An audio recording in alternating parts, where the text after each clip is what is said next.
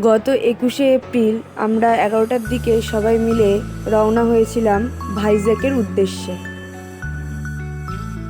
শিয়ালদায় পৌঁছানোর পর আমরা এখান থেকে ট্যাক্সি ভাড়া করে সোজা চলে গিয়েছিলাম সাঁতরাগাছি স্টেশনে। এবং সাঁতরাগাছি স্টেশন থেকে আমাদের ট্রেন ছিল 2:55 এবং আমাদের ট্রেনের নাম ছিল ম্যাঙ্গালোর সেন্ট্রাল বিবেক এক্সপ্রেস।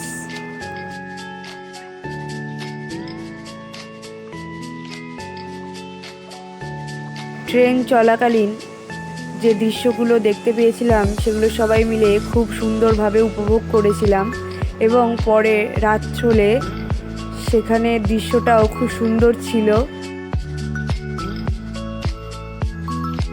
রাতের বেলা আমরা ট্রেনের থেকেই খাবার অর্ডার করে নিয়েছিলাম এবং সবাই মিলে সেটাই শেয়ার করে খেয়েছিলাম। বিশাখাপত্তনমের আগে আমাদের এই জায়গায় ট্রেনটা দাঁড়িয়েছিল এবং সেখানে কিছুক্ষণ এই ভোরের দৃশ্যটা উপভোগ করতে পেরেছিলাম।